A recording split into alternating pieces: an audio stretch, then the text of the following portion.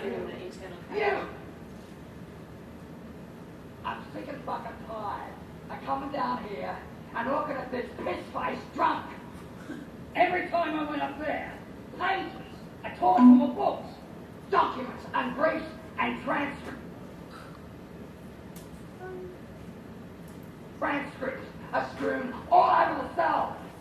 Now there's nothing. Why? What the fuck's going on, asshole? Shut up. Hey, I'm talking to you. Now you put us in a cage. A cage for an animal. Don't you know that? A long period of incarceration without proper medical diet breeds psychosis. You know what psychosis is? That makes one become predatory, compulsive. Do you know what you're doing here? Do you? It's too close to the wall. You are creating a lot of angry men is what you are doing. And one day, those men are going to go out there, and that day, those people out there are going to pay for what you are doing in here. You remember that? You remember? You remember? That day, you are going to pay. You just remember that? It's interesting to note that the actor there is actually a former inmate of the infamous H division in Pentridge Prison, so he's playing that character. He was in for murder, and following the making of the film, in a kind of ironic fulfillment of the warning that he issues, he was readmitted to prison after committing crimes outside. As well as looking at inside the world of the Supermax, the film examines the role of the media as a tool in the creation of penal spectatorship. The clip that I'm going to show you is right from the end of the film, and it presents a news report describing the events that led to the lockdown. It rewrites a version of the events that the viewer knows to be false because we've just spent an hour or so watching the events play out. For example, they talk about the suicide of a prisoner, which we know to be a murder by one of the guards. It glorifies one of the officers who are killed in a riot as a family man and someone who's received several awards for bravery, but we've been party to his past acts of brutality. And then the wholesale dismissal of allegations from prisoners that the escalation of violence was due to the product of institutional provocation. So this typical type of news report, which we could easily imagine from our own televisions, relies on official voices and snuffs out dissent. It's an example of the allegation made elsewhere that the media both perpetuates and reinforces common distortions, impeding effective public awareness and scrutiny, creating penal distance, creating that spectatorship. Directly following the news report is an articulation of another of the major themes of the film, the use made of the prison by the authorities as a tool for maintaining and increasing power and control over society at large. In this theory, the fear generated in the public arena by the spectre of the prison and the dangerousness of the people that it houses is used by the state to take for itself greater control of the populace in general in the name of protecting it. The speaker, a prisoner who was released only to kill again, concludes that the authorities knew he would reoffend and wanted him to create the level of fear that would justify heightened surveillance and curtailment of liberty in the general population. This is the last clip from the guys.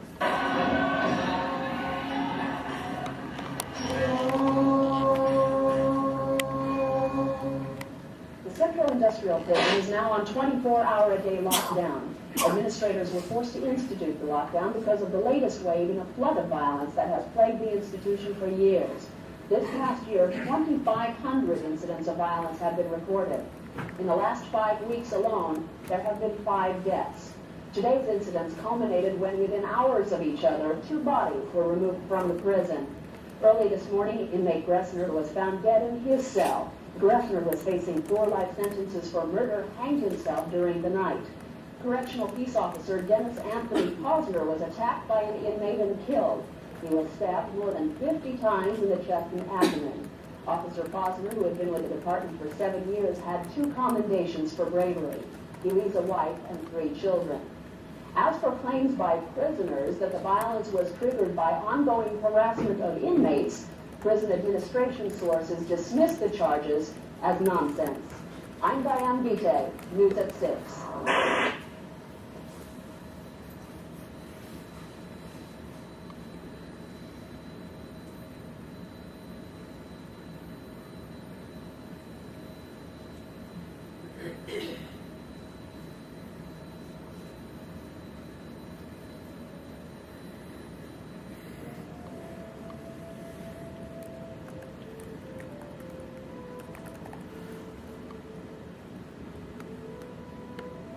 I was free once. That's what they told me. You're free, they said. Get out of here. I believed it. Just for no reason. They released me. I didn't want to be released, but they released me anyway. Prison was the only world I knew. When I was free, I was so angry I could hardly speak. I killed someone. I didn't even know why. I've thought about it ever since. And I finally realised they wanted it to happen. They knew what I'd do. I was trained to do what I did. I was angry. I was violent. They're scared.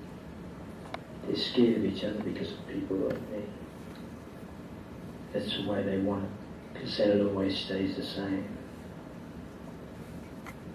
They keep control that way. Fucking idiots.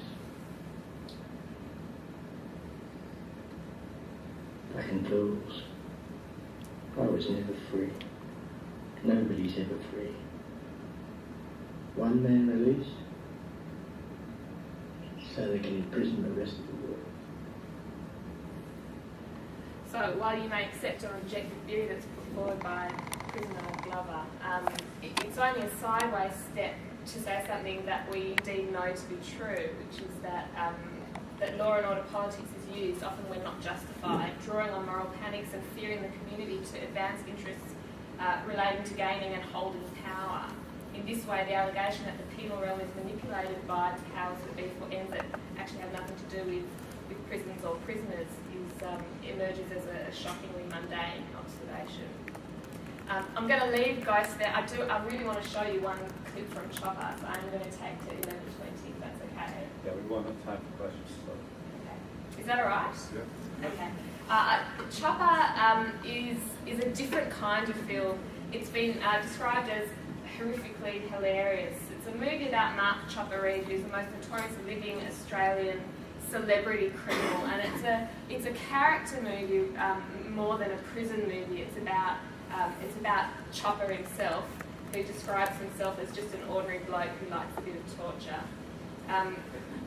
It's a bit of a different case in terms of penal spectatorship, because he has ambitions to become a media star, and he actually manipulates the media in a way that China Jackson in Stir couldn't do.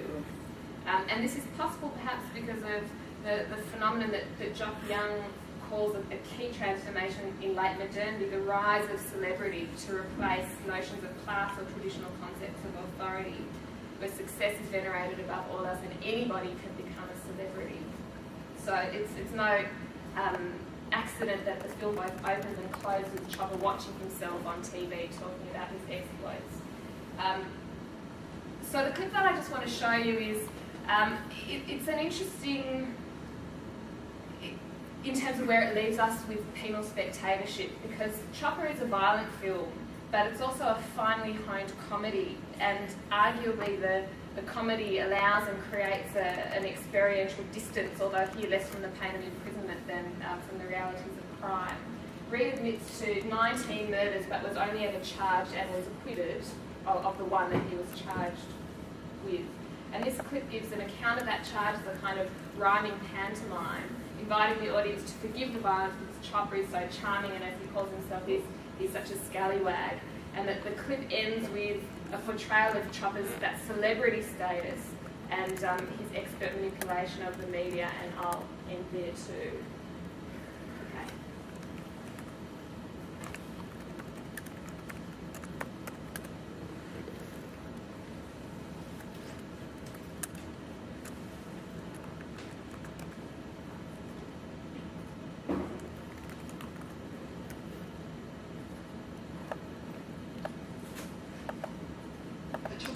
themselves 2 weeks to finally get around to sorting the whole mess out and arresting me. Turns out Mandy Carroll was there that night. Followed me and Sammy out to the car park and saw the whole thing. What I seen when the man got shot was like a flash from the side of his face, like yellow colours. You know when you fire a gun and you see the flashes? Did you see a gun in the Turkish man's hands? The Turk was just standing there. He didn't have anything in his hands. He didn't have a gun, nothing. He was just copping it sweet. Copying it sweet. Yeah. She turned Crown witness against me, claimed that I murdered the Turk in cold blood. What was she doing? 8 months pregnant, bloody stained off her tits down at Bojangle at 6 in the morning. Jimmy and the boys will be in the car. You help set up the big fella. It'll make you a star. They said they hadn't found out. They had it ghosted. But when I walked out the door, they just let me post it.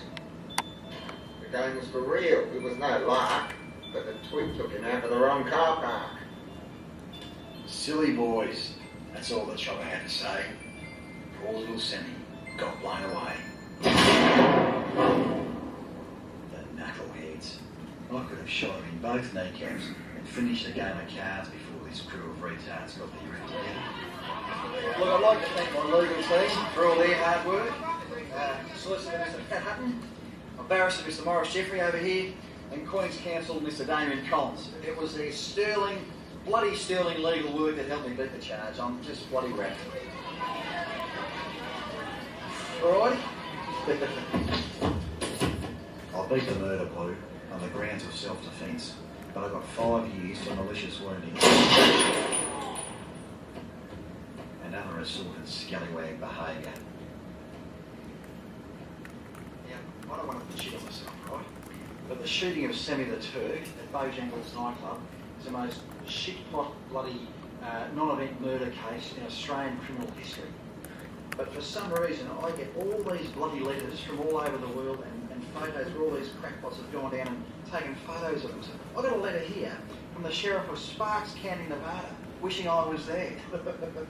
And for some reason, they go down and take photos. Bloody South African backpackers, bloody funny-looking homosexual. How did he end up in there? Jesus. Housewives, these bloody nitwits, these young criminal wannabes, spunky ladies with lingerie. I mean, it's unbelievable. I guess it's a case of the old Chop doing his bit for Tourism Victoria. You know. All right, Chopper. Yeah, she's behind the letter writing protest to the governor. Thank you, boss. Hey? Chummy, you're writing a few letters of protest for me. We've got my hands on it. No, really, Bucky? Can I introduce you to a friend of mine? This is Bucky. Get the camera over to Bucky. Bucky, get over here. There he is, young Bucky. Show me your tattoo, bud. Work it up. King Kong, or why has he got that? Voila. Copycat. Isn't that bloody pathetic? If you want to be like your Uncle Chop, get them bloody ears off your back. Sorry, get them bloody ears off. Eh? Now get out of here. They're interested in me. Go on, piss off. Get out. Get out. Get the bloody camera. Don't worry about Bucky. Just get the camera over here. What is this? Eh? You haven't got all day. Continue. Roll along. Okay, then. So, how would you describe yourself now? Just a bloke. Just a good bloke down on his luck. Well, you don't seem out of luck to me. You've written a bestseller. Yeah, I know. And I can't even bloody spell. What about those poor bloody academics, those college graduates, battling their guts out to write some airy-fairy piece of exaggerated artwork? And there's a bloke sitting in a cell who can't spell, and he's written a bestseller. It sold 250,000 copies, and it's still selling. And he's writing another one, and I can't even spell. I'm semi-bloody illiterate. They must take my guts.